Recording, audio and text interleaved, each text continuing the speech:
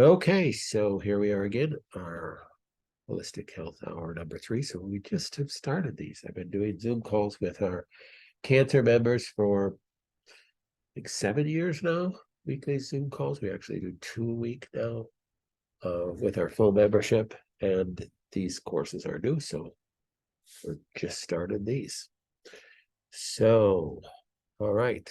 So we have several submitted questions, so I'll get to those. And a reminder, just submit your questions on the site where it says submit your question here, and we will try to get to it. So first question, how is Lyme disease diagnosed if you aren't exactly sure? I think they're asking if you don't know, if you've never been diagnosed, you think you have the symptoms of Lyme disease, but you don't know if you have it or not.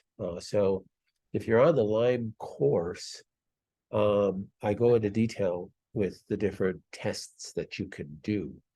But if you're not on the Lyme course, you don't have that access. I would just point you to my favorite test, which is the DNA connections test that's on our store. So you can just go to our store and search DNA connections, but it's spelled weird. It's DNACONNEXION, I think, something like that. So if you start typing it, you'll probably see that, or just type Lyme test. The nice thing about it is it is a urine test, so it's easy to do at home. We ship you the kit. You just follow the instructions that come with the kit, and you send it back in, and they test for not just the Borrelia. So Lyme disease is Borrelia burgdorferi, and then there's, I think it tests for 13 different co-infections as well, which is really nice. And it tests if you were ever exposed to it, if you ever had it. It doesn't tell you the severity of your Lyme disease. It doesn't tell you what stage of Lyme you may be in. It doesn't tell you quantifiable details like that, but it will tell you if you have had Lyme disease in the past. It still doesn't tell you whether your symptoms, your current set of symptoms are caused by Lyme disease.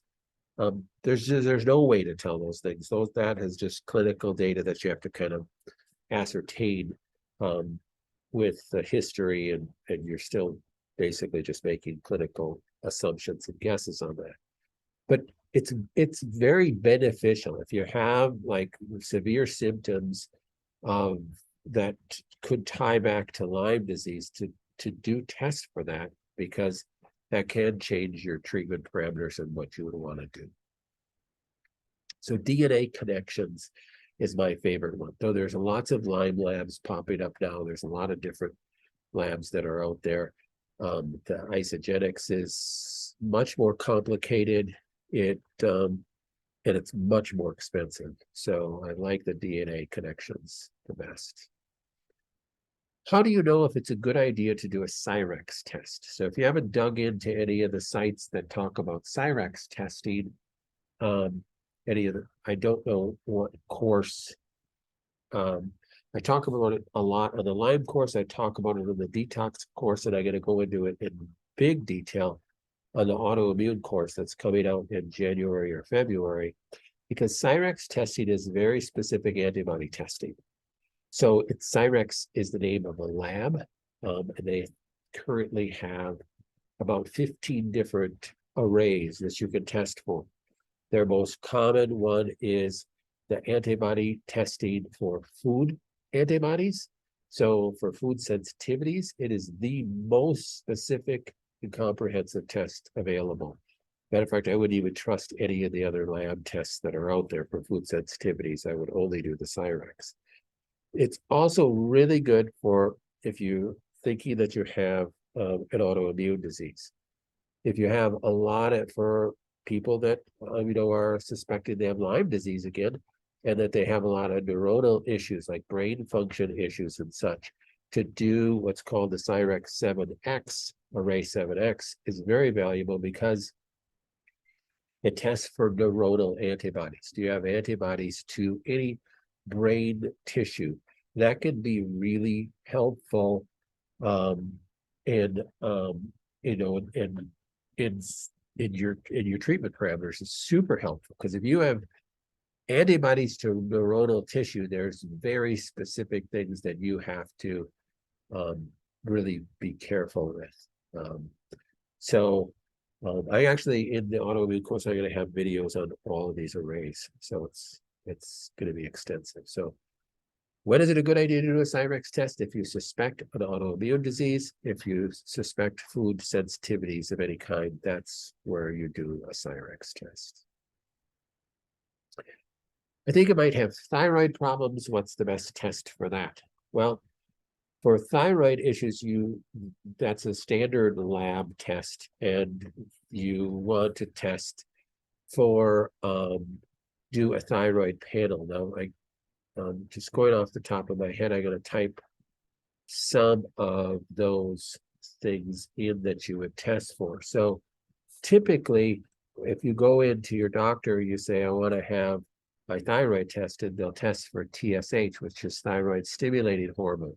Well, thyroid stimulating hormone is actually produced by the pituitary gland, and it's basically telling the thyroid to release more hormone. So if the thyroid stimulating hormone is elevated, that's a hint that you might have low thyroid. But that is so inconclusive. You don't just test TSH and then say you have a thyroid, hypothyroid issue. You have to test for the thyroid hormones. So what are the thyroid hormones? So you got T3.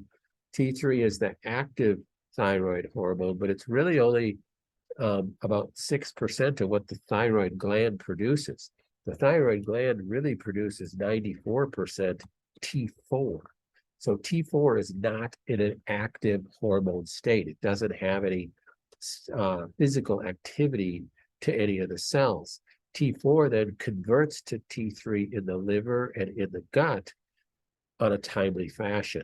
So when your body needs it over the course of the day, T4 will convert to T3.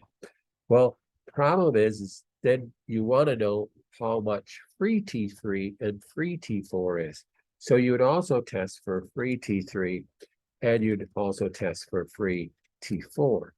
And then you'd also test for a thing that's called reverse T3, because if you have a sick gut, then your T4, instead of converting to T3, it converts to this other compound that is inactive and can never become active, and that's called reverse T3. So you want to test for the percentage of reverse T3 you have, because you might have adequate T4, adequate T3, but you have very elevated reverse T3, and that's a sign of not thyroid issues, but gut issues and possibly liver issues.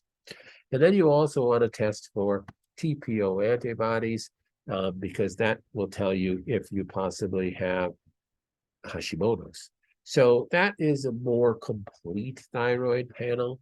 You really want to get, when we order thyroid panels for people, we order them through LabCorp, and then we also get, a CBC and a complete metabolic panel with that too, because we want to look at how the liver's doing, how the rest of the body's doing, how your blood is doing. That's your complete blood count, and your complete metabolic panel. That's a more appropriate thyroid function test. My recent blood test shows a serum ferritin of 7. So serum ferritin of 7 is low. I would like to know if you have ever heard of the research by Maury Robbins and his new book, Copper Cure for Fatigue. But I don't have fatigue. He has been researching this for 10 years and discusses the critical role of copper in regulating iron. Prior to this, I had high iron. My doctor has ordered a copper test and a seroplasm test and magnesium red blood cell test. Any comment on all of this? Well, serum ferritin of 7 is low, and usually that has to do with some sort of anemia. Doesn't always have to do with an iron anemia, meaning that your iron levels can be normal. In this person, they said their iron levels are actually elevated. It can be a B12 anemia as well. That can cause a ferritin level of low. Now, B12 anemia or pernicious anemia can be caused from a genetic factor of the genes that help you bring iron across the gut wall. More commonly, it's caused from issues with your gut. You needing some gut healing because you have some gut damage.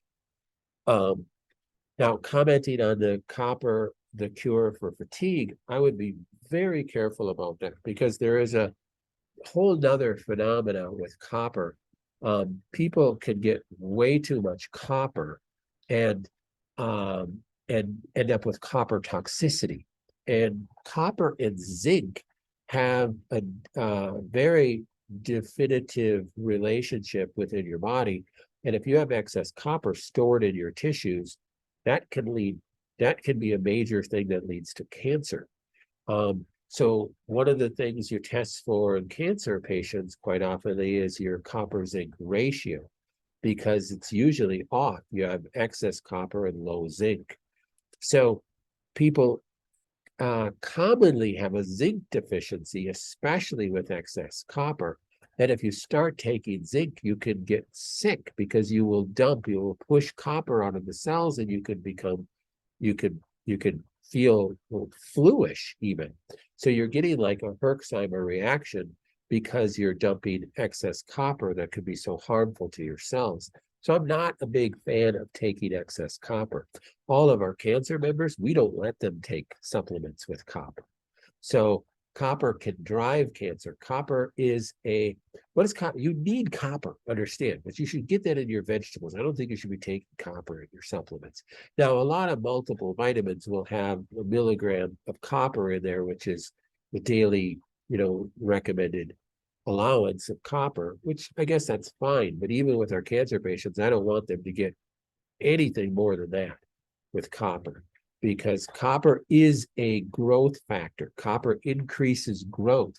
Certainly don't want that with cancer, but you certainly don't want that with anything else either.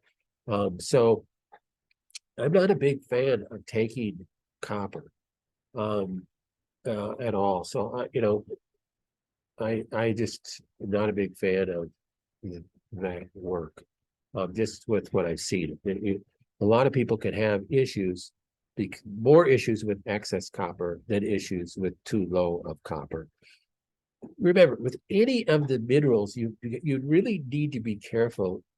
Even if you're taking minerals, you want to make sure the way that the supplement is that it's chelated correctly. So let me explain.